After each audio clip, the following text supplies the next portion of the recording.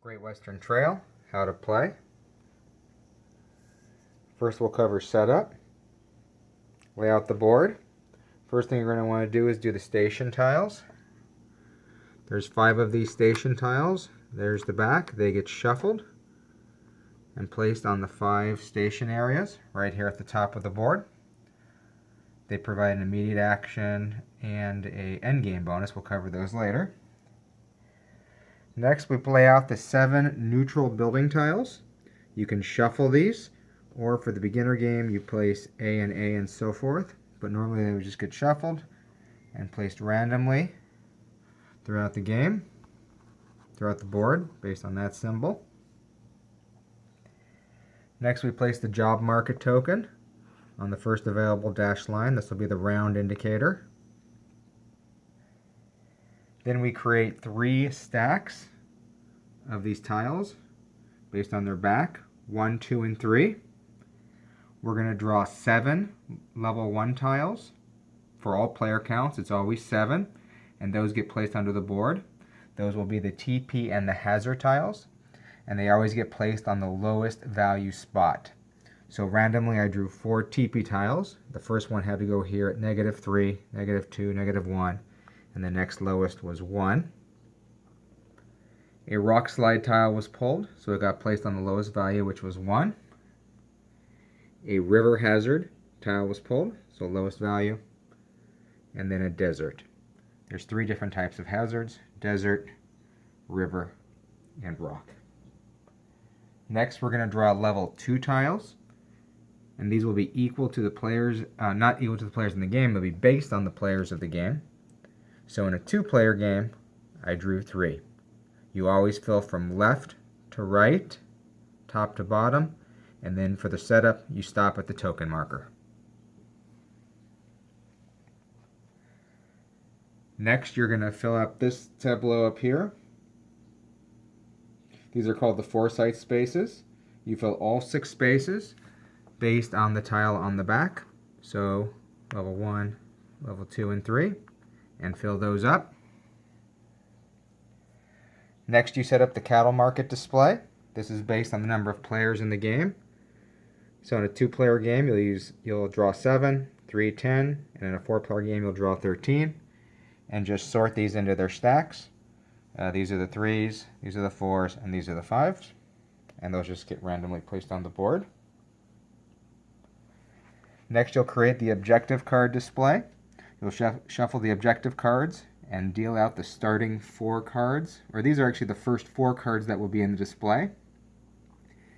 Objective cards always give you an immediate value when you play them, and then they set up endgame scoring conditions, and we'll cover those later. In terms of your player board, you'll have your 10 building tiles. Determine as a group or randomly whether you're going to use the A or the B side of each tile. They need to be identical for each player. So you can play all A's, all B's, or you can alternate. You can have 1A and 2B, 3A and 4B, but every player has to have the same. That way they have the same starting building powers. You have the player board. You'll place the discs in all the areas that have a disc spot, and those get removed throughout the game. You'll have 1 certificate marker to mark your spot on the temporary certificate area.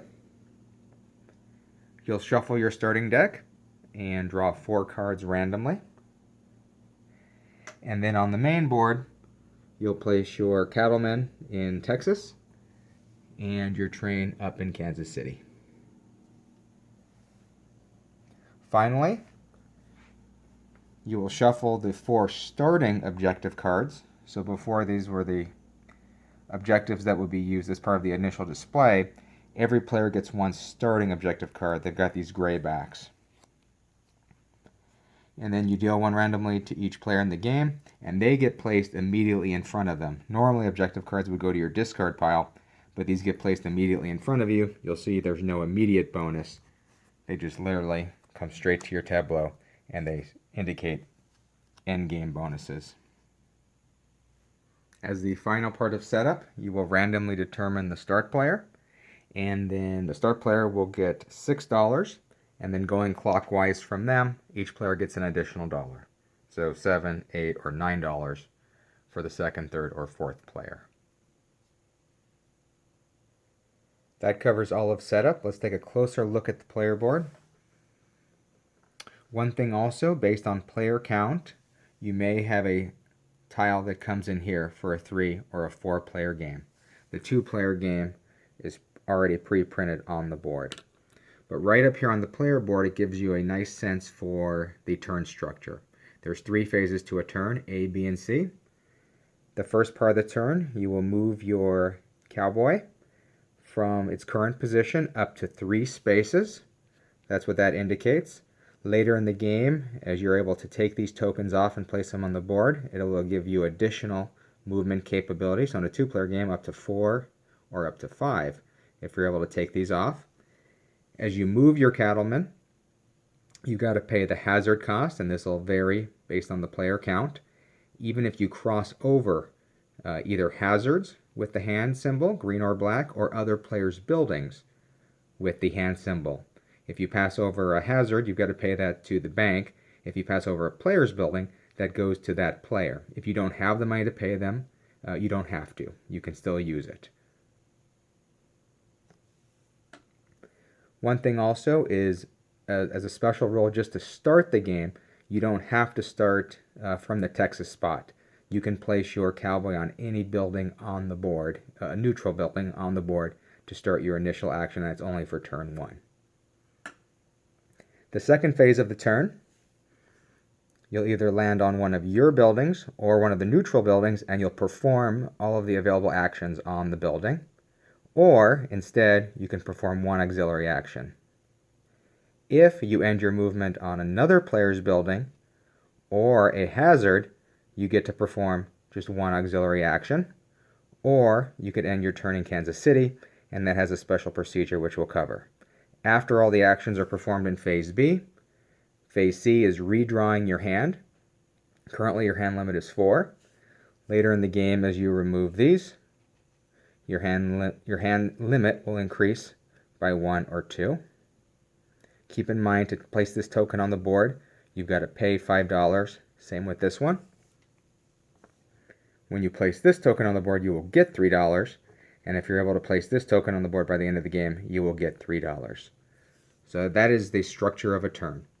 You move your cow hand up to the available spaces, pay any hazards along the way, perform the actions on your building or a neutral building or an auxiliary action or the Kansas City action, and then at the end of that, refill your hand up to your hand limit.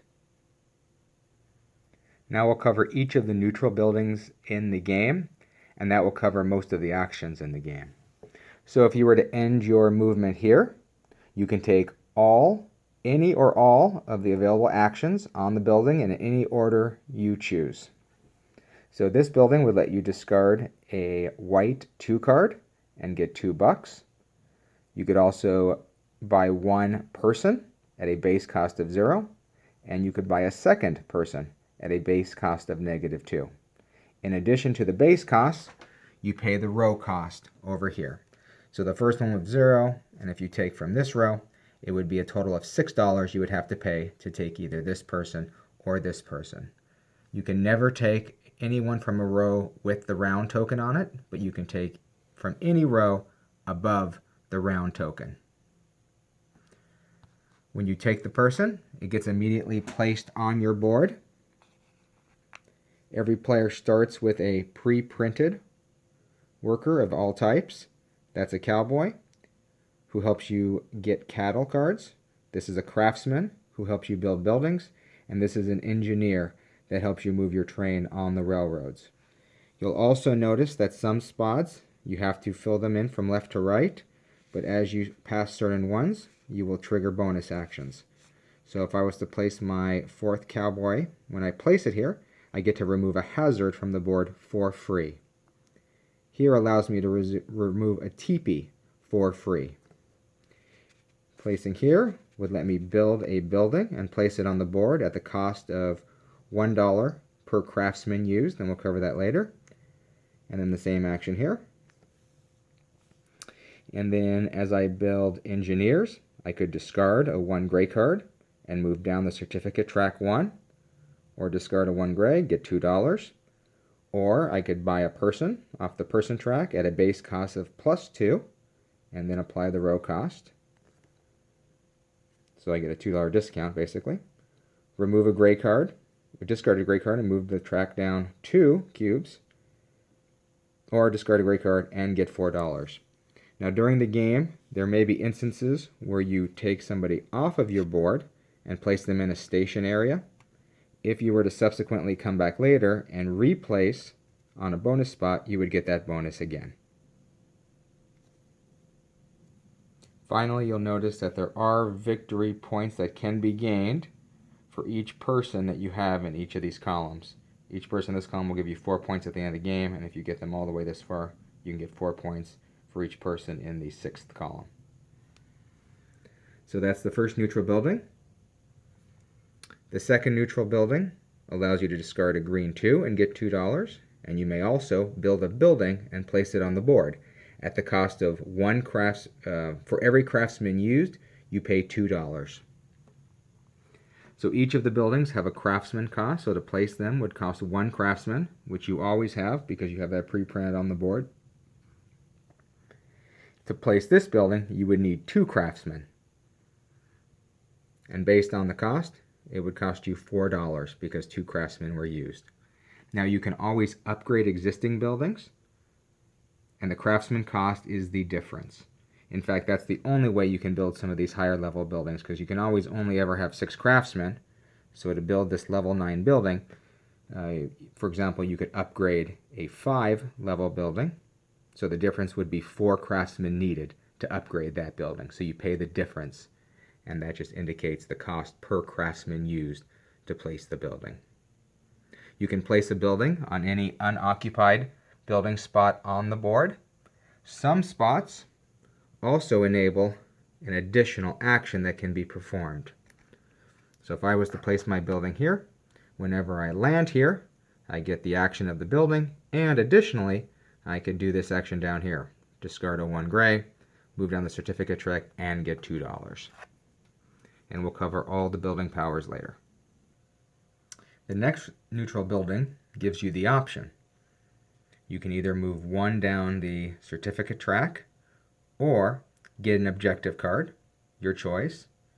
You may also, for every engineer on your player board, and you always have 1, you get to move your train forward that amount. So let's take a look at the objective card action.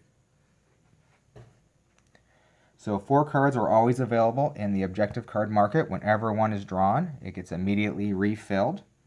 Basically, you take the objective card and it instantly goes to your discard pile. The only time it gets immediately played to your board is your starting objective, and there's a building that helps you do that also. But normally, taking an objective card goes to your discard pile. So you'd have to wait till your discard pile gets shuffled and then drawn into your hand, and then at the start of your turn you can play an objective card, or at the end of the B phase when you're taking actions, after you've completed an action, you can play an objective card. You just can't interrupt an action to play an objective card. You will get the immediate bonus when you play the card. So this one lets you take the auxiliary action. 1 auxiliary action up to twice, up to 2 times if you've unlocked it. We'll cover that later. This lets you move your train forward twice.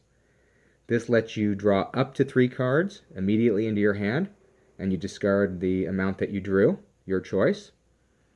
And this lets you move your cowboy up to 3 spots without having to pay any hazards, but you do not get to perform a second action where you land. So you cannot use this to, for example, move to Kansas City because you can't perform the action. This either just provides some maneuverability benefits. So if you play this at the start of your turn, you'll move your cowboy further and you'll have a further starting point. Or if you play it in B, you'll be moving your cowboy then to position yourself for the next round, but you do not take the action. So let's take a look at some of the common icons on the objective cards. Keep in mind that when these are in your hand, you'll have to play them to your board, and by playing them to the board, you're committing to trying to accomplish it. So if you accomplish this objective at the end of the game, you will get 5. If you don't, you'll lose 3 points. If it just stays in your deck or your discard pile without being played, there's no penalty for not accomplishing it at the end of the game. So for example here, you would have to get a token in the San Francisco City by the end of the game to earn the points. Here you would need exactly 2 level 4 cow cards, 1 token in a station. Those are the station icons up there. 1 green teepee in front of you for this card. This one you have had to at least build 2 buildings on the board and pulled 1 hazard and have that in front of you at the end of the game. Here you would have to have 2 stations and 2 buildings on the board. And you can't count the same thing twice. So for example, if I had all 4 of these at the end of the game, I would have to have 1, 2, 3 stations and 1, 2, 3, 4 buildings played to the board in order to score those cards. Here are some of the starting objectives.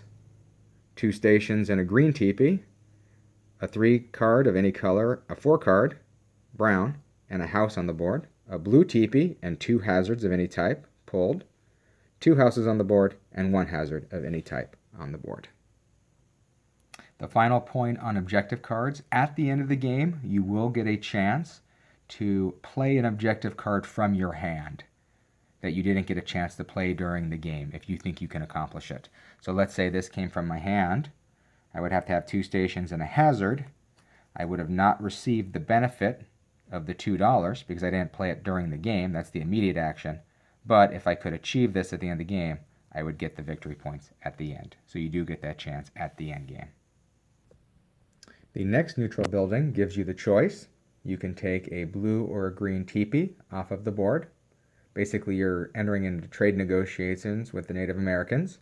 You can take it from any spot you'd like, and you earn the dollars from the spot you take it. So this would earn you $1 if you took it from this spot. You can see it goes high. If you take from one of these spots, you actually have to pay money, but you may want one from a certain color to help you fulfill an objective. So you may take a blue or green teepee from the board, or you can pay $2 to move your train forward on the railroad track. You may also take an auxiliary action up to 2 times. So let's take a look at the auxiliary actions now. The auxiliary actions are listed on the left side of your player board. At the beginning of the game, only 2 of the actions are unlocked. So if you got this one, you'd be able to take the action and get $1. If you had this unlocked, you'd be able to take, when you take this one action, you get to do it twice. So you'd get $2. Here lets you draw a card into your hand and then discard a card of your choice. If you had this unlocked, you could immediately draw 2 cards into your hand and discard 2 of your choice.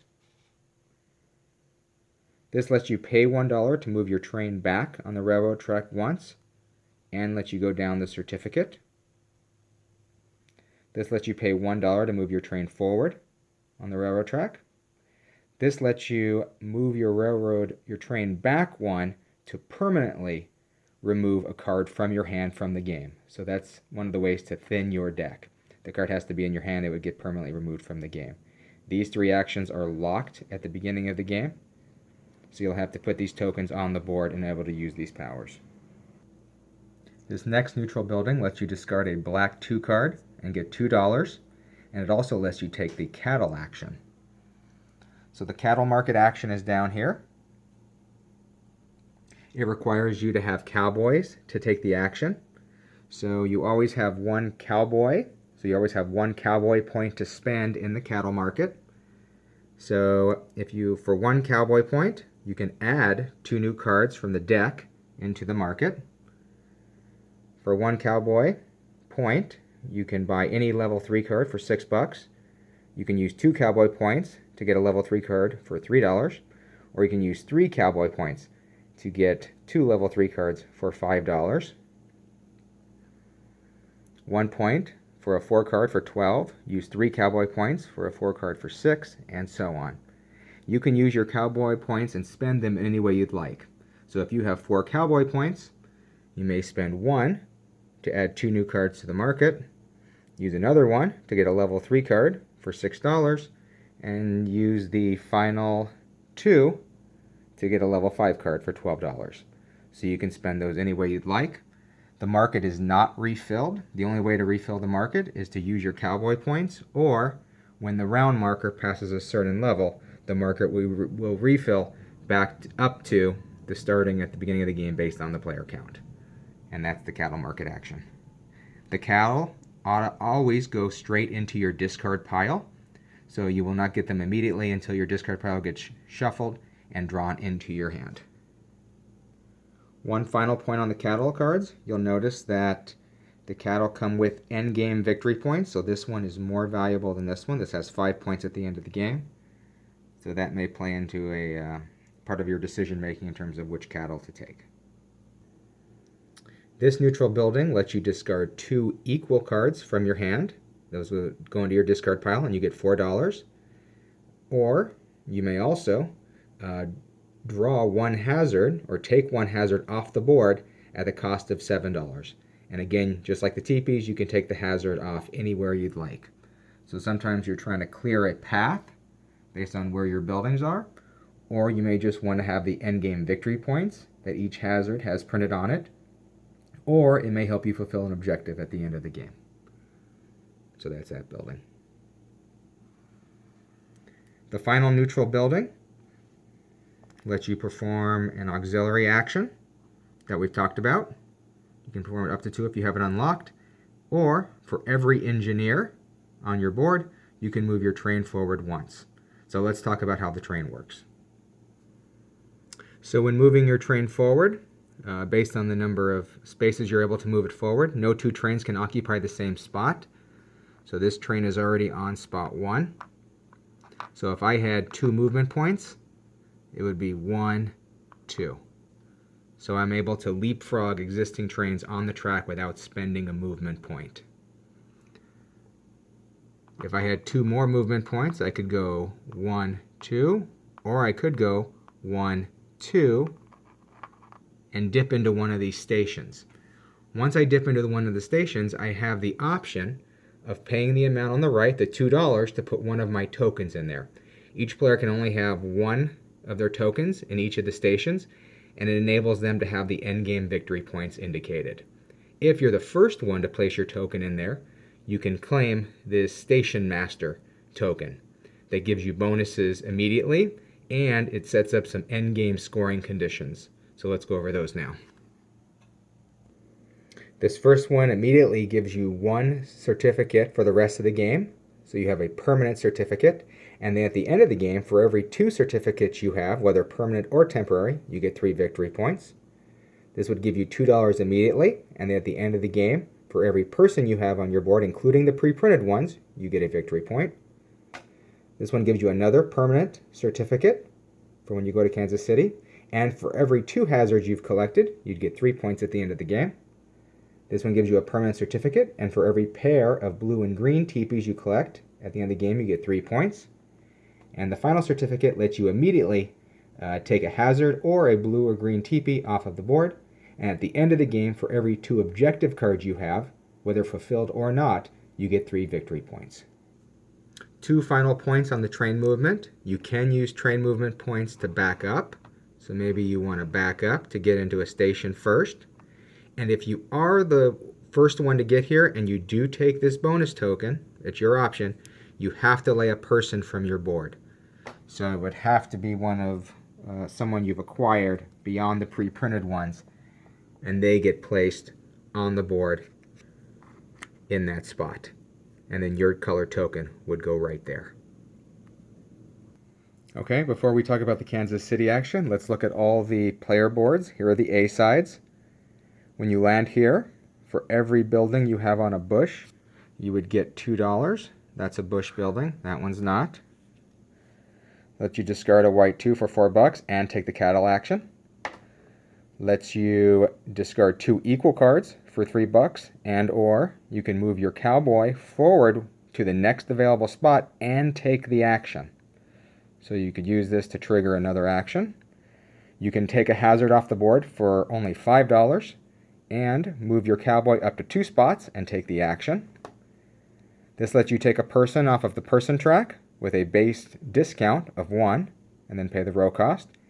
and or move your train forward based on how many engineers you have.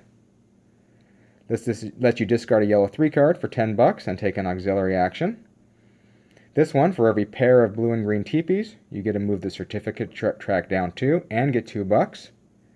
This lets you take a teepee off the board or take an auxiliary action, and you can move your train forward 2 spots. This lets you move your train forward 3 spots, and or you can do what's called an extraordinary delivery. You can move your train back any number of spots you choose, and based on the number of spots you move back, you can place a token in a city marker equal to that value. So maybe later in the game, your train is way up here, and you move it back 8 spots. That would let you put your token in the Santa Fe. Maybe you didn't get a chance to put it there earlier in the game, and you would trigger the same bonuses that we'll talk about in Kansas City. Also, if you were able to move your train back into a station area, you can also lay a token in a station area. So you move your train back any number of spots, then you can place a token in a city equal to that number. Also, if you back up into a station, you can lay a token. The final A building lets you drop down to your max available spot on the certificate track and move your cowboy up to 5 spots and take the action. Alright, I've flipped into the B side of the buildings. This lets you discard an objective out of your hand, move down 2 on the certificate track. You can move your train back 1 and get 3 bucks. Discard a 1 card to move your train forward. Discard 2 green to get 3 bucks. Take an auxiliary action and or move your cowboy forward 1. Take the action. Based on the number of cowboys you have on your board, you can draw up to that many cards in your hand and discard the equal amount. Also, you can move your cowboy up to 3 spots and take the action. Discard a black 2 from your hand. Move down 2 on the certificate track. And then based on the number of engineers you have, collect that much money. Here, discard any card from your hand and get 3 bucks, and immediately draw an objective card into your hand. Normally it goes into your discard pile. This lets you take it into your hand. Here, based on the number of buildings you have next to bushes, you can move your train forward. Here, you can immediately take the action of an adjacent building. It has to be directly next to it, whether neutral or another player's building. Here lets you lay a station token on any station behind your train. Normal rules apply. And then here gives you 4 bucks. You can also move your train forward, and you can move your cowboy forward up to 4 people and take the action. You'll notice some buildings also give you the bonus if players pass over it, the green and the black hand, and buildings also give you bonus points at the end of the game. Finally, the Kansas City action. When your cowboy gets to Kansas City, you'll follow these 5 steps in order. The first step is you've got to place one of these 2 tiles on the board in the lowest available spot, hazard or teepee. Here, you've got to put one of the 2 workers on the board. Always gets placed left to right in the next available spot. So this would push down the round marker, making these available for purchase. And then now the token marker has gone down, and this is actually how the game will end. When this token gets pushed off the board, the player that did it gets to keep this, and all other players get 1 final turn. The third one is you've got to either place him on the people marker or place this one on the track, and these tiles will vary. And then you finally get paid for your cattle. You reveal your hand, and for all non-duplicates, so if you have 2 1 cards, it only counts as 1 1 card. For all duplicates, as well as any certificates you want to spend, always spend your permanent certificates, and you may decide to spend additional ones. Maybe I'll spend an additional 2. 1, 2. It's your choice. You can hold them to the next round. You get money equal to that amount. So the total of your non-duplicate cow cards plus the certificates gives you money, and you collect that right away, and your entire hand gets discarded. Then you get to place a token on a city equal to the money that you collected or less. So if I turned in $10 worth of cattle, I can place as high as Albuquerque or anywhere down below. And I do have to pay a station cost if my train has not made it that far. So if I did place in Albuquerque and my train is all the way down here, 1, 2, 3, 4, 5 penalty I'd have to give back because my train has not made it that far. The train has to at least be past this one to not have to pay for it. Okay, some rules about placing in cities. The token you place actually comes from your board.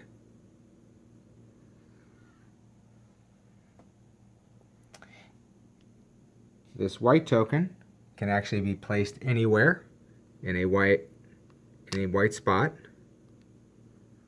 At the end of the game, if you get 2 tokens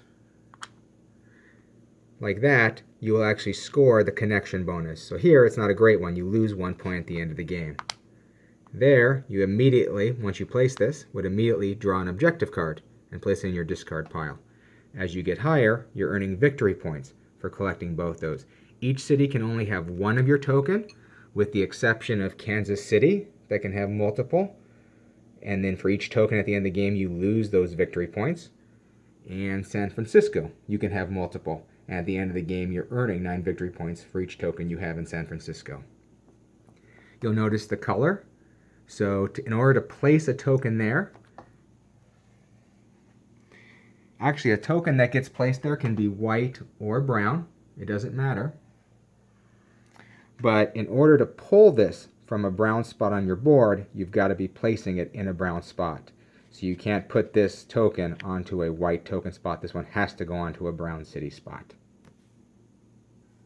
So just to clarify, when you're taking tokens off of your board, the white tokens you take off your board can be placed anywhere on the main board.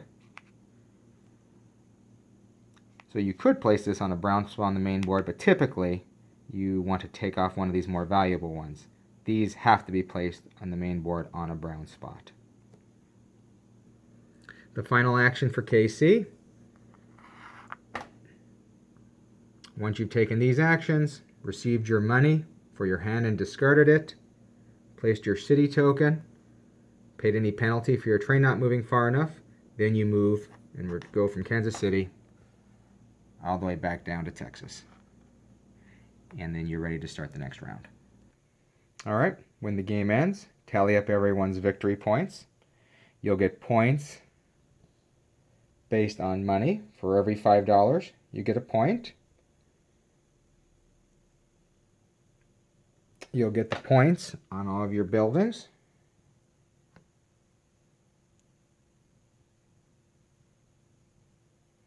You'll get the points on all the buildings you've placed on the board.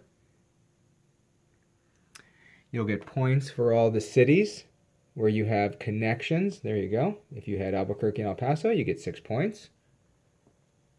Discs in Frisco each give you 9. And then discs in Kansas City deduct you 6 points. You'll get victory points for your stations. So you'll see if you'll collect those victory points. You'll collect victory points for any hazards you collected throughout the game, as listed on the tile. You'll get victory points from all the cow cards you have, whether they're in your hand, your discard pile, just not the ones that you permanently removed from the game.